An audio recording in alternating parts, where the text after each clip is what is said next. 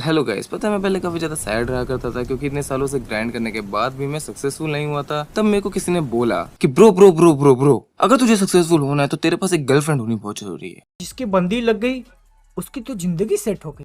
And I think यह बात तो सही है। इसलिए मैंने सभी सोशल मीडिया इन्फ्लुएंसर्स को सुनना शुरू कर दिया। मैंने अपनी पर्सनैलिटी पे काफी ज्यादा ध्यान देना शुरू कर दिया। I tried everything in every fucking way. वो महंगे वाली हेयर वैक्स से लेके expensive cloth, deodorant with some sexy poses. I tried everything but there is no result. I got no bitches.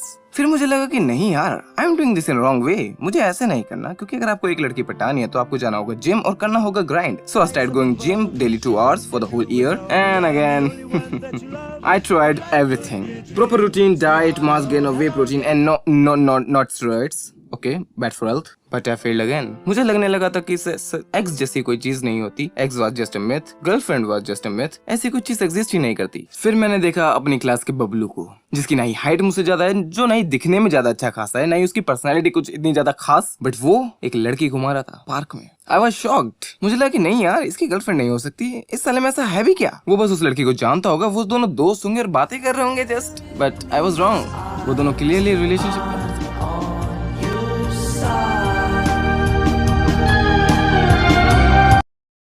मैं दुखी था। इतनी ज्यादा मेहनत करने के बाद भी I still got no bitches at all and वो गॉट अ गर्लफ्रेंड। वाओ, मैं गुस्सा भी था उन सभी इन्फ्लुएंसर्स पे जिनकी बात मैंने सुनी और इतना ज्यादा मेहनत करी और इतनी ज्यादा टाइम बर्बाद करा मैंने उनके साथ। और फिर मैं वहीं चला गया जहाँ पे हर टीनेजर जाता है अपना दुख प्रकट करने, वहीं पोकेन tournament.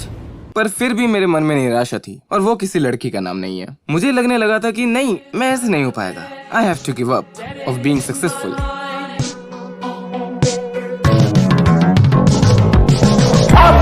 Up to the hit traveler from eternity. Up, with God.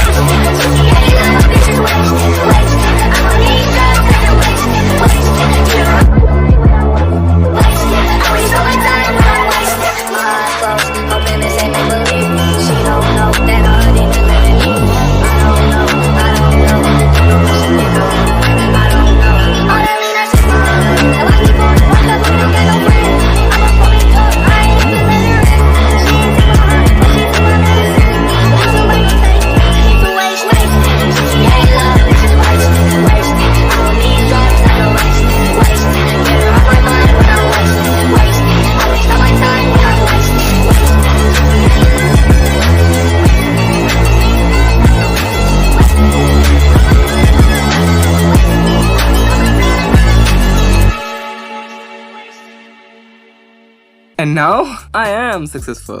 ऊपर देखो तो सक्सेस, नीचे देखो तो सक्सेस, हर जगह सिर्फ success he success. Now I feel superior to every human on this planet, cause I know the secret of this world, secret of being bald.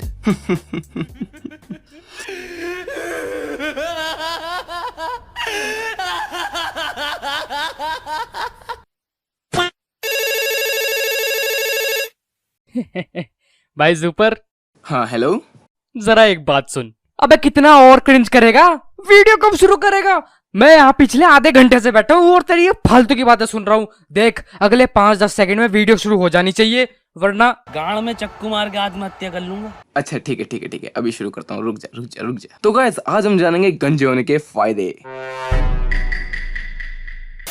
So now I am bald, और अब शायद मैं इतना capable बन चुका हूँ कि मैं साइतामा की पावर्स को ब्रेक डाउन कर सकूं और आपको बता सकूं कि क्या है साइतामा की असीम शक्तियों का राज। तो जैसा कि हम सभी को पता ही है कि there is no confirmation from the author कि साइतामा इतना ज्यादा पावरफुल क्यों है। हम सिर्फ प्रेडिक्शंस और थ्योरीज ही बना सकते हैं इसके ऊपर, और ऑलरेडी काफी सारी थ्योरीज और प्रेडिक्शंस हो चुकी हैं related to Saitama's power and all. So yeah आज की वीडियो में हम वही सारी थ्योरीज को गो थ्रू करेंगे और देखेंगे कि कौन सी थ्योरी सबसे ज्यादा लॉजिकली साइतामा के वर्ल्ड के साथ फिट होती है। Number 1, Saitama is a gag character and answer is no. Saitama gag character नहीं है, because there is 2 alternative versions of Saitama. एक जो द वन ने बनाया था, the original Saitama, and the second one is our Saitama from One Punch Man manga and One Punch Man anime, जो कि बनाया गया है by the Yusuke Murata, inspired from the one. और अगर अब हम ऑब्जर्व करें, या the one created Saitama is the gag character. जो कॉमिक वाला साइतामा है वो एक गैग कैरेक्टर है, क्योंकि उसकी पावर्स के पीछे कोई भी लॉजिक नहीं है। बट द यूसुके मुराता वाला जो वन पंच मैन है वो गैग कैरेक्टर नहीं है, उसकी पावर्स के पीछे लॉजिक है। और यूसुके मुराता को अच्छे से मालूम है कि हर लाइन का क्या मतलब होता है कि शो के अंदर like there is a scene in the manga जब साइतामा बोलता है इट्स ऑलमोस्ट अ फाइट, वो भी बोरोस के सामने। तो आई डोंट थिंक कि कोई गैग कैरेक्टर ऐसी स्टेटमेंट दे सकता है। Number 2, Saitama has infinite power cause he broke his limiter. As mentioned in the story, Dr. Genius ने खुद बोला था कि हर इंसान के अंदर एक नेचुरल लिमिटर होता है जो उसको इमेंस पावर गेन करने से रोकती है। And Saitama broke his limiter with 100 push-ups, 100 sit-ups and 10 kilometer of running every day for 3 years. पर ये थ्योरी बिल्कुल भी कंसिस्टेंट नहीं है क्योंकि जैसे हमने ओपीएम के अंदर ही देखा है, देयर इज अ गारो। गारो ने भी अपने लिमिटर्स को तोड़ा है, बार बार तोड़ा है और उसने हर बार एक नए लेवल को अचीव किया है। अब ये मत बोलना कि साइतामा एक नॉर्मल इंसान था with a normal human lifestyle, वो जॉब जाया करता था and all that shit, because Garou भी तो एक इंसान ही था। भले वो एक मार्शल आर्टिस्ट था, बहुत ही ज्यादा एक्सपीरियंस्ड, बट था तो वो इंसान ही। वो कोई आउटर स्पेस से आया हुआ कोई एलियन थोड़ी था जिसको धरती पे भेजा गया था ताकि वो धरती को कॉन्कर कर सके, पर फिर उसके सर पे चोट लग जाती है और फिर वो अच्छा बन जाता है। ऐसा कुछ तो नहीं होता ना। सच बताऊं तो जब से ये थ्योरी आई है मैं इससे डिनाई ही करता हूँ because this theory doesn't make any sense. Number 3, Saitama has end game potential. अब काफी लोग ये भी बोलते हैं दैट साइतामा के राइटर्स ने साइतामा को लिखा ही कुछ इस तरह है कि अब वो इंप्रूव नहीं कर सकता। अनलाइक अदर शोनेन प्रोटैगनिस्ट जो वीक टू स्ट्रॉन्ग की जर्नी को शो करते हैं और कंप्लीट करते हैं, साइतामा ऑलरेडी अपनी स्टोरी के एकदम एंड में खड़ा हुआ है and there is no room for improvement for himself. भाई अगर तुमने आंखें खोल के एनिमे को देखा है या मांगा को पढ़ा है तो आपको पता होगा Saitama is not a complete being, he lakhs something. Something से ज्यादा बहुत सारी चीजें हैं जो वो लैक करता है। उसके पास सिर्फ पावर और ड्यूरेबिलिटी ही है जिसमें वो मैक्स्ड आउट है, I guess, because he don't have techniques, abilities, reflexes जो कि दूसरे कैरेक्टर्स के पास हैं लाइक गारो। क्या साइतामा गारो को एबिलिटीज के मामले में डिफीट कर सकता है? Not at all. टेक्निक्स के मामले में? Not at all. रिफ्लेक्सेस के मामले में? Not at all. Just power and durability and there is nothing more for Saitama. जब हम किसी कैरेक्टर को स्केल करते हैं तब हम ऑफिशियल स्टेटमेंट और फीट्स को इंक्लूड करते हैं ताकि हम एक कैरेक्टर का मैक्स्ड आउट वर्जन निकाल के सामने रख सकें, ताकि हम एक डिबेट को जीत सकें। बट हम कभी भी फिलॉसफी का सहारा नहीं लेते और ये थ्योरी प्योरली एक फिलोसॉफिकल स्टेटमेंट है जिसका कोई भी बेस नहीं है, और जिसका कोई बेस नहीं होता उसको मैं सच नहीं मान सकता। I am sorry for that. Number 4, Saitama's power is god gift. Well ये एक बहुत ही ज्यादा फेमस थ्योरी है और बहुत ही ज्यादा लॉजिकल थ्योरी है। सच बताऊं तो जितनी भी थ्योरीज अभी हमने डिस्कस करी उनमें से सबसे ज्यादा लॉजिकल यही थ्योरी निकल के आती है कि जो साइतामा की पावर है वो गॉड ने दी है खुद। और अब देखो हमें 2 गॉड देखने को मिले हैं स्टोरी के अंदर, एक जो मून पर है और एक जो अर्थ के अंदर है, मतलब कोर के अंदर। और हमने मून वाले गॉड को देखा हुआ है पावर को ग्रांट करते हुए और पावर को लेते हुए भी। और जब गॉड किसी को पावर ग्रांट करता है तो उनकी पावर में एक इंसेन जंप देखने को मिलती है, जस्ट लाइक मॉन्स्टरस गारो। जब अपनी वो फाइनल फॉर्म में होता है तो वो बहुत ही ज्यादा पावरफुल होता है, लाइक मल्टी कॉन्टिनेंटल टू एक लो मून लेवल तक की स्केलिंग में हम उसे रखते हैं। बट जब बात करते हैं हम कॉस्मिक गारो की तब मैं कुछ कहना नहीं चाहता।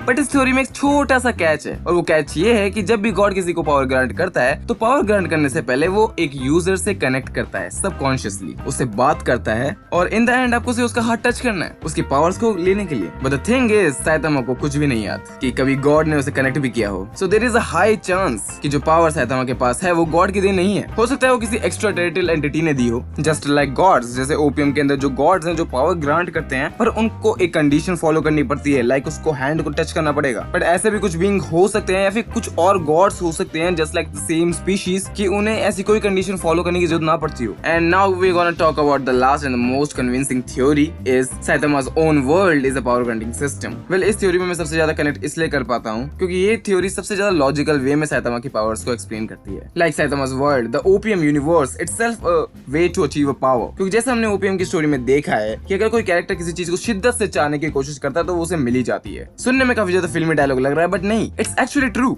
साइतामा पहले काफी ज्यादा वीक हुआ करता था, फिर उसको एहसास हुआ कि उसको पावर की बहुत ज्यादा जरूरत है तो वो ट्रेनिंग करने लग जाता है ताकि वो किसी भी मॉन्स्टर या किसी भी थ्रेट को हरा सके। एंड नाउ उसके पास ये पावर्स है। तत्सुमा की भी पहले बहुत ज्यादा वीक हुआ करती थी, उसको खुद पे कॉन्फिडेंस नहीं था, वो दुनिया को क्या वो खुद को नहीं बचा सकती थी। बट आफ्टर मीटिंग ब्लास्ट उसे समझ में आता है कि उसको पावर अचीव करने के लिए कुछ भी करना पड़ेगा एंड वो ग्राइंड करती है। And now she is able to defeat Psykos Orochi, जो कि अपने आप में बहुत बड़ा फीट है। अब वो खुद को छोड़ो पूरी दुनिया को भी बचा सकती है अकेले। एंड हम किंग को कैसे भूल सकते हैं? The king, the most dangerous hero, the most strongest hero in the opium universe. Well king को कभी एक सुपर हीरो बनना ही नहीं था। उसका असली सपना ये था कि वो एक नॉर्मल इंसान की तरह उसको एक गेमिंग पार्टनर चाहिए था जिसके साथ वो गेम्स खेल सके लाइक अ नॉर्मल ह्यूमन। वो तो उसकी लक की बात थी कि वो सही टाइम पे गलत जगह पहुंच जाता था। So guys that's all for the video. और अगर मुझसे कोई पूछेगा कि सबसे ज्यादा कन्विंसिंग थ्योरी मुझे इनमें से कौन सी लगी, तो मैंने बता दिया नंबर 5 तो है ही, उसके साथ साथ नंबर 4 थ्योरी नंबर 4। ये दो थ्योरीज मेरे को सबसे ज्यादा कन्विंसिंग और सबसे ज्यादा लॉजिकल वे में साइतामा की पावर्स को एक्सप्लेन करती है और मुझे लगता है कि आगे जाके इसका फ्यूचर बहुत ही ज्यादा ब्राइट है। बाकी की 3 थ्योरीज जो मैंने पहले बताई वो वाहियात थ्योरीज है, उन पे ध्यान मत दो, ठीक है? क्योंकि जब भी हम किसी कैरेक्टर को स्केल करते हैं तो हम फिलोसफी नहीं चाहते वहाँ पे। हम ये नहीं बोलते कि शो का नाम वन पंच मैन है तो वो किसी भी को भी एक पंच में हरा देगा। शो उसके ऊपर कभी बेस था ही नहीं। ड्रैगन बॉल के नाम ड्रैगन बॉल जरूर है, पर ड्रैगन बॉल से रिलेटेड क्या है उसके अंदर? सिर्फ विश ग्राइंडिंग सिस्टम। शो का नाम हंटर हंटर है, पर उसके अंदर हंटिंग से रिलेटेड ज्यादा कुछ नहीं है। वो फिलोसफी पे ज्यादा ध्यान देते हैं। अब शो का नाम वन पीस है जो मेन ट्रेजर है, but the thing is one piece show कभी वन पीस के ऊपर ध्यान ही नहीं देता। वो ध्यान देता है उसके एडवेंचर के ऊपर। तो फिलोसफी जानना बंद करो और फैक्ट्स के साथ सामने आओ, ओके? तब तक मैं आपसे मिलता हूँ इसी चैनल पे अगली वीडियो में। तब तक के लिए गुड बाय।